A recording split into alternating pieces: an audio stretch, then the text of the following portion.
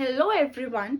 आज की हम इस वीडियो में डिस्कस करेंगे बेटा क्लास 9th के बायोलॉजी के सेकंड चैप्टर टिश्यूज का एक और टॉपिक कवर जिसका नाम है प्रोटेक्टिव टिश्यू। और ये वीडियो मैंने अलग से इसीलिए बनाई है बेटा क्योंकि प्रोटेक्टिव टिश्यू कहीं ना कहीं बच्चे मेरिस्टेमेटिक टिश्यू और परमानेंट टिश्यू पढ़ते पढ़ते प्रोटेक्टिव टिश्यू पढ़ना भूल जाते हैं और एग्जामिनर्स आर वेरी स्मार्ट, वो सबसे ज्यादा क्वेश्चन बेटा प्रोटेक्टिव टिश्यू से उठाकर ही दे देता है। ठीक है, तो without wasting any time let's start the video. Hello everyone, welcome to biology point. मेरा नाम है निशु सहगल और अगर आपने इस चैनल को सब्सक्राइब नहीं किया है बेटा, hit the subscribe button. Video पसंद आती है तो एक लाइक जरूर से करके जाना। लेट्स स्टार्ट बेटा। प्रोटेक्टिव टिश्यू बेटा, प्रोटेक्टिव टिश्यू नाम से ही समझ में आ रहा है कि कोई प्रोटेक्शन प्रोवाइड करते हैं। ठीक है बेटा, ना ही ये मेरिस्टेमेटिक टिश्यू में आता है ना ही ये परमानेंट टिश्यू में आता है, ये कुछ अलग ही होते हैं, इनके फंक्शंस भी अलग ही होते हैं जो हम एक एक करके पढ़ेंगे। लेकिन protective tissue are there to provide protection to the plant. ठीक है, प्रोटेक्टिव टिश्यू के बेटा दो सब टाइप्स होते हैं, एपिडर्मिस होता है और कॉर्क होता है। सबसे पहले हम डिस्कस करेंगे एपिडर्मिस। लेट्स स्टार्ट बेटा। Outermost layer of the cells, ये डायग्राम देखो बेटा, ये एक प्लांट का या फिर एक स्टेम का डायग्राम है। इसकी आउटर मोस्ट लेयर जो मैंने मार्क करी है बेटा वो है एपिडर्मिस। अगर हम ह्यूमन का एग्जांपल लेके मैं आपको समझाऊं तो हमारी बॉडी को बेटा पूरी तरह से स्किन ने कवर कर रखा है। अगर हमें ठंड लगती है, ठीक है, या कोई मैकेनिकल इंजरी होती है तो सबसे पहले skin is there to protect us. ठीक है, इसी तरह से बेटा प्लांट्स के पास तो स्किन नहीं होती है, लेकिन प्लांट्स के पास क्या होता है बेटा, एपिडर्मिस। नेक्स्ट लाइन देखो बेटा, made up of single layer of cells. जो एपिडर्मिस होती है बेटा ये बहुत ही पतली होती है। पतली क्यों होती है? क्योंकि जो एपिडर्मिस है बेटा it is made up of only one layer of cells, एक ही सिंगल लेयर ऑफ सेल्स से बनी होती है। Next, no intercellular spaces are present. Intercellular space मैंने आपको बताया था, जैसे कि डायग्राम में फिर से देख लो बेटा कि अगर बहुत सारे सेल्स जुड़ जाते हैं ग्रुप बनाने के लिए तो उन सेल्स के जो बीच की जो खाली स्पेसेस होती है उन्हीं को हम बोलते हैं इंटरसेल्यूलर स्पेसेस। लेकिन बेटा एपिडर्मिस में इंटरसेल्यूलर स्पेसेस एब्सेंट होते हैं। Next, outer and side walls are thinner than the inner walls. देखो बेटा फॉर एग्जाम्पल ये आप मान लो कि ये एक एपिडर्मिस है, ठीक है, ये हो गई इसकी आउटर वॉल, ठीक है, और ये हो गई बेटा इसकी इनर वॉल। ठीक है, जो एपिडर्मिस होता है बेटा, एपिडर्मिस की जो आउटर वॉल होती है बेटा वो पतली होती है as compare to the inner wall. तो एपिडर्मिस की आउटर वॉल क्या होती है बेटा, पतली होती है और इनर वॉल मोटी होती है। ठीक है, नेक्स्ट देखो बेटा, in some plants growing in dry habitats the epidermis is thick to prevent water loss. ये भी जरूरी है। देखो बेटा जो प्लांट्स ड्राई हैबिटेट्स में, डेजर्ट्स में जहां बहुत गर्मी होती है वहां ग्रो करते हैं, फॉर एग्जांपल आपका कैक्टस लो बेटा, उनमें जो वाटर लॉस होता है ना वो बहुत जल्दी जल्दी होता है। ठीक है, लेकिन उनको पानी उतना जल्दी नहीं मिल पाता है, तो इसीलिए बेटा उन प्लांट्स में एपिडर्मिस की एक अडेप्टेशन होती है कि ड्राई डेजर्ट प्लांट्स में जो एपिडर्मिस होती है बेटा वो मोटी होती है ताकि जो वाटर लॉस है वो कम हो, टू प्रिवेंट वाटर लॉस।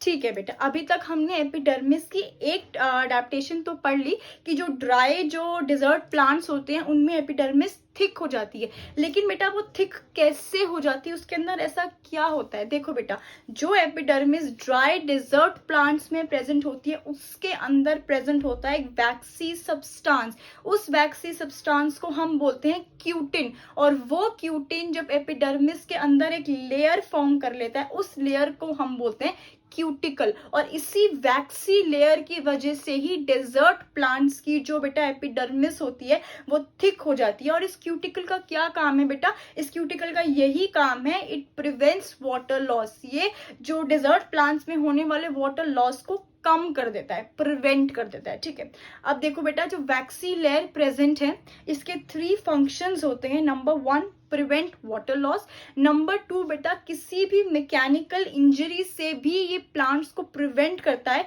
और नंबर 3 फंगल इन्फेक्शन, किसी भी प्लांट को होने वाले फंगल इन्फेक्शन से भी जो वैक्सी लेयर क्यूटिकल की जो एपिडर्मिस में प्रेजेंट होती है वो ड्राई डेजर्ट प्लांट्स को प्रिवेंट करती है।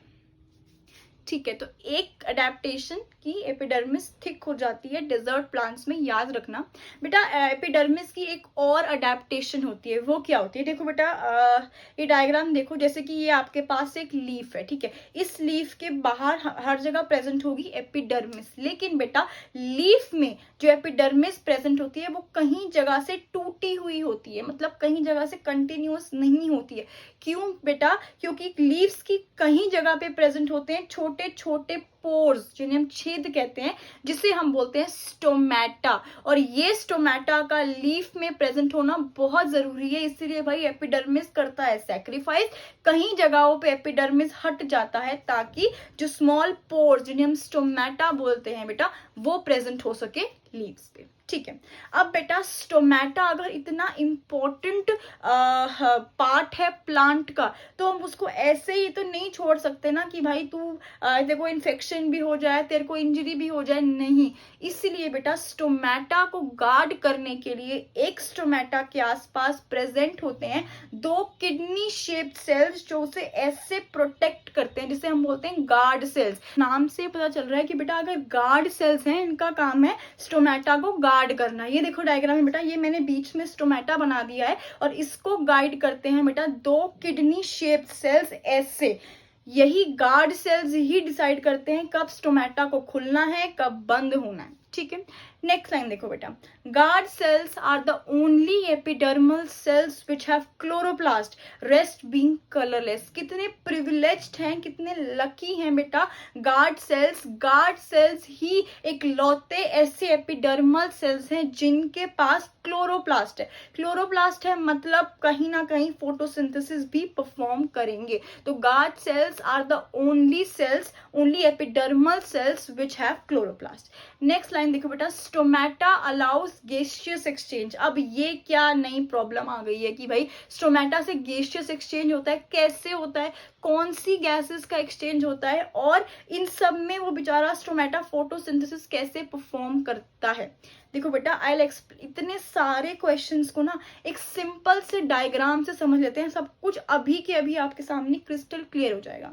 ये डायग्राम देखो, सपोज करो बेटा ये एक प्लांट है, ठीक है। इस प्लांट ये आप सबको पता है कि प्लांट्स कार्बन डाइऑक्साइड अंदर लेते हैं और ऑक्सीजन को वो एक्सहेल कर देते हैं। इसी तरह इस प्लांट ने भी, being a good plant, carbon dioxide absorb कर लिया एटमॉस्फेयर से, ठीक है। इसके ऊपर आपको सन दिख रहा है, तो इसका मतलब है कि इसको सनलाइट भी प्रॉपर मिल रही है, और जो रूट्स होती हैं प्लांट की, वहां से तो प्लांट्स को वाटर मिल ही जाता है। तो कार्बन डाइऑक्साइड इस प्लांट ने एटमॉस्फेयर से एब्जॉर्ब कर ली, सनलाइट इसको सन से मिल रही है, और वाटर इसने रूट से एब्जॉर्ब कर लिया। अब इस प्लांट के लीव्स में क्या प्रेजेंट होता है बेटा? क्लोरोफिल। क्लोरोफिल का क्या काम है? क्लोरोफिल बेटा सोलर एनर्जी को ट्रैप कर लेता है, बंद कर लेता है, और उस सोलर एनर्जी की मदद से जो कार्बन डाइऑक्साइड और जो वाटर प्लांट ने एब्जॉर्ब किए हैं, ठीक है, उसको कन्वर्ट कर देता है शुगर में और ऑक्सीजन में। शुगर प्लांट का खाना है, इसलिए प्लांट शुगर को अपने अंदर स्टोर कर लेता है और ऑक्सीजन को बेटा बाहर एटमॉस्फेयर में एक्सहेल कर देता है।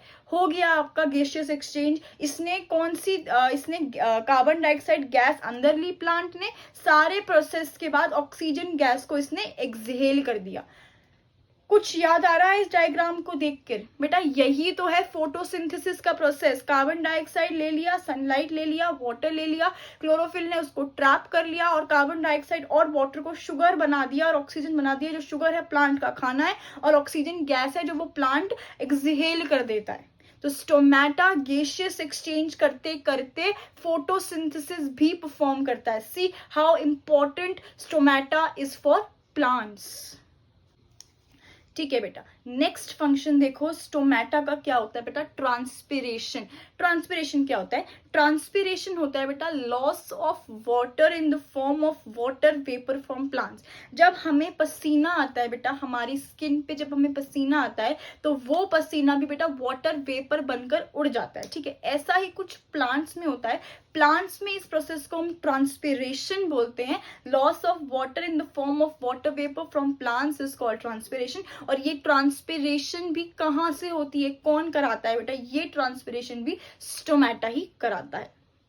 अब बेटा रोल ऑफ ट्रांसपिरेशन, बेटा अगर कोई चीज प्रोसेस हो रहा है। मैं बार बार बोलती हूँ, बायोलॉजी में कोई भी चीज ऐसे ही नहीं होती है, उसके पीछे कोई डेफिनेट रीजन जरूर होता है। ये रोल आपके एनसीईआरटी में मेंशन नहीं है, लेकिन इसका मतलब ये नहीं है कि हम उस टॉपिक के क्रक्स में नहीं जाते हैं, ठीक है। ट्रांसपिरेशन प्लांट बॉडी में 3 मोस्ट इंपॉर्टेंट फंक्शंस प्ले करता है, और वो क्या क्या है। नंबर 1 बेटा, it transports mineral from the soil to other parts of the plant. कैसे बेटा, ट्रांसपिरेशन में पानी की बात आ गई, ठीक है, लॉस ऑफ वाटर, लेकिन वो पानी एक्चुअली प्लांट्स को कहाँ से मिलता है बेटा। जो प्लांट्स हैं वो रूट्स से पानी एब्जॉर्ब करते हैं, और उस पानी में होता है मिनरल्स। मिनरल्स कहाँ से आते हैं, रूट्स बेटा सॉइल के अंदर होती है ना, मिट्टी के अंदर होती है, उस मिट्टी में मिनरल्स होते हैं, उसी मिट्टी से वो प्लांट्स पानी एब्जॉर्ब कर लेते हैं, और उस पानी के साथ साथ with the help of transpiration सारे पार्ट्स ऑफ द प्लांट में वो मिनरल्स पहुंच जाते हैं। सेकेंड बेटा, it maintains the temperature of the plant. Transpiration ना प्लांट को ज्यादा ठंडा होने देते हैं, ना ज्यादा गर्म होने देते हैं, एक ऑप्टिमल टेम्परेचर बना के रखते हैं। थर्ड फंक्शन ऑफ ट्रांसपिरेशन क्या है बेटा, कूलिंग द प्लांट। अगर बेटा बहुत गर्मी है, बहुत ज्यादा गर्मी है और प्लांट बहुत ज्यादा वार्म हो रहे हैं, तो ट्रांसपिरेशन क्या करता है बेटा, it helps in cooling the plant, ठीक है। अब बेटा आपके एनसीईआरटी में एक लाइन मेंशन्ड है कि द एपिडर्मल सेल्स, ठीक है, of roots bear long hair like structures which increase the absorptive surface area. Line mention करके छोड़ दी, मतलब कौन समझाएगा, मतलब आपको समझ में आएगा बेटा बायोलॉजी पॉइंट पे, अभी यहीं के यहीं। देखो बेटा, ये एपिडर्मल सेल्स की एक और एडेप्टेशन है रूट्स में। ये डायग्राम देखो, ये रूट्स हैं, इस रूट्स के बाहर जो बेटा आपको हेयर लाइक स्ट्रक्चर दिखाई दे रहे हैं, ये हेयर लाइक स्ट्रक्चर बेटा रूट्स के एपिडर्मल सेल्स, ठीक है। बेटा जो आप सबको पता है कि रूट्स का क्या काम है, रूट्स का काम है बेटा पानी एब्जॉर्ब करना, करेक्ट, पानी एब्जॉर्ब करना। बेटा जितना ज्यादा रूट्स पानी एब्जॉर्ब करेंगी उतना ज्यादा प्लांट को मिनरल्स मिलेंगे, ठीक है। इसीलिए बेटा रूट्स ज्यादा पानी एब्जॉर्ब कर पाए, उनका एब्जॉर्प्टिव सरफेस एरिया बढ़ जाए, इसीलिए बेटा इस रूट्स के पास क्या प्रेजेंट होते हैं, हेयर लाइक एपिडर्मल सेल्स, ठीक है। तो हमने एपिडर्मल सेल्स की क्या क्या मॉडिफिकेशन, सबसे पहले तो हमने देखा कि एपिडर्मल सेल्स बेटा थिन होते हैं, लेकिन हमने उसकी कुछ मॉडिफिकेशंस देखी। सबसे पहले जो डेजर्ट प्लांट्स में जो बेटा एपिडर्मल सेल्स होते हैं वो थिक हो जाते हैं, क्यों, क्योंकि उसमें होती है वैक्सी लेयर ऑफ क्यूटिन, ठीक है। फिर हमने देखा बेटा जो लीव्स होते हैं उसमें एपिडर्मिस कंटिन्यू नहीं होती, so that stomata can be formed and continue its functions, ठीक है बेटा। फिर हमने देखा जो रूट्स में जो एपिडर्मल सेल्स है वो हेयर लाइक स्ट्रक्चर फॉर्म कर लेते हैं, ताकि रूट्स का जो एब्जॉर्प्टिव सरफेस एरिया है वो बढ़ जाए। बेटा ये टॉपिक वाइंड अप करने से पहले आपके एनसीईआरटी में एक क्वेश्चन है, ये देखो, you can see it on your screen. बेटा ये क्वेश्चन है कि what is the difference between the outer layer of a tree and outer layer of a young stem. NCERT वालों ने आप लोगों से क्वेश्चन किया है कि सपोज आपके पास एक ट्री है और वहीं आपके पास एक छोटा सा प्लांट है, क्या इनकी आउटर लेयर्स में कोई डिफरेंस होगा? बिल्कुल होगा बेटा, बिल्कुल होगा। एक जो ट्री है बेटा, ट्री की जो आउटर लेयर बनी होती है वो बनी होती है बेटा बार्क से, BARK बार्क, और बार्क होते हैं डेड सेल्स, ठीक है। वहीं एक यंग स्टेम छोटे प्लांट की जो बेटा जो आउटर लेयर होती है वो एपिडर्मिस से बनी होती है, और एपिडर्मिस होते हैं लिविंग सेल्स। इसका मतलब कहीं ना कहीं सेकंड टॉपिक जो सेकंड कॉर्क है वो इसी से रिलेटेड है कि जो छोटे प्लांट्स में जो एपिडर्मिस होती है आउटर लेयर लिविंग होती है, और वो बड़े होते होते वो डेड सेल्स में कन्वर्ट हो जाती है। तो अगर ये क्वेश्चन आपसे कोई पूछता है तो जो मेच्योर प्लांट्स है, जो ट्रीज हैं बेटा, उनकी आउटर लेयर बार्क से बनी होती है जो डेड सेल्स होते हैं, और जो यंग स्टेम्स हैं छोटे प्लांट्स हैं उनकी आउटर लेयर बेटा बनी होती है एपिडर्मिस से, जो होती है लिविंग सेल्स। नाउ हम देखेंगे बेटा प्रोटेक्टिव टिश्यू का एक और सब टाइप जो कि है बेटा कॉर्क। Now let's start. देखो बेटा जब प्लांट्स बड़े होते हैं, जैसे कि सपोज जैसे हम जब बच्चे थे, हम जब बच्चे से धीरे धीरे बढ़ना शुरू हुए, हमारी बॉडी में बहुत सारे चेंजेस आते हैं। Our hands grow, our limbs grow, ठीक है, फेस पे चेंजेस आते हैं, boys get pubic hair, sorry facial hair, females get pubic hair, ठीक है, बहुत सारे चेंजेस आते हैं। ऐसे ही बेटा प्लांट में भी कुछ कुछ चेंजेस आते हैं। जब एक प्लांट छोटा होता है उसकी आउटर लेयर बेटा एपिडर्मिस से बनी होती है, जो कि एक लिविंग सेल से बनी है, ठीक है। लेकिन जैसे जैसे बेटा प्लांट्स ग्रो करते हैं, बड़े होते हैं, उनकी आउटर लेयर के जो सेल्स हैं वो डेड हो जाते हैं और उस आउटर लेयर को हम बोलते हैं कॉर्क। क्या बोलते हैं बेटा? CORK, cork. और ये बनी होती है डेड सेल्स से। नेक्स्ट लाइन बेटा, नो इंटरसेल्युलर स्पेसेस। कॉर्क में के भी जो सेल्स हैं इनके बीच में भी कोई खाली स्पेस प्रेजेंट नहीं होता है, सेल्स एकदम चिपके हुए होते हैं, इसलिए इंटरसेल्युलर स्पेसेस बेटा एब्सेंट होते हैं। Next line, cell wall have स्यूब्रिन।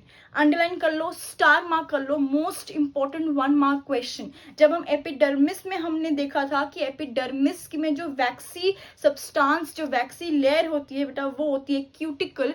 उसी तरह से बेटा कॉर्क में भी एक वैक्सी सब्सटेंस प्रेजेंट होता है।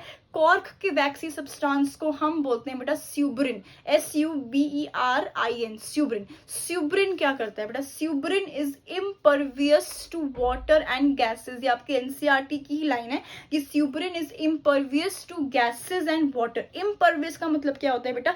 जब कोई चीज किसी चीज से अफेक्टेड नहीं होती है उसे हम बोलते हैं इम्परवियस। इसका मतलब है जो कॉर्क सेल्स हैं बेटा उन्हें भी पानी और गैस से कोई फर्क नहीं पड़ता है, क्योंकि कॉर्क सेल्स में होती है बेटा स्यूब्रिन, और स्यूब्रिन अफेक्ट नहीं होती है ना ही पानी से ना ही गैसेस से। आप समझ लो कि बेटा स्यूब्रिन एक वाटर प्रूफ वैक्सी लेयर है, ठीक है, वाटर प्रूफ वैक्सी लेयर है जो कि कॉर्क सेल्स में प्रेजेंट होती है। ना ही वो गैस से अफेक्ट होती है ना ही वो वाटर से अफेक्ट होती है। अब जल्दी से हम कॉर्क सेल्स के फंक्शंस देख लेते हैं बेटा। जो कॉर्क सेल्स के सबसे 2 इंपॉर्टेंट फंक्शंस होते हैं। फर्स्ट बेटा, it provides strength to mature roots and stems. आपको बताया ही मैंने है कि जो कॉर्क होते हैं बेटा वो मेच्योर प्लांट्स में ही प्रेजेंट होते हैं, इसीलिए बेटा ये ट्रीज को, मेच्योर प्लांट्स को स्ट्रेंथ देते हैं।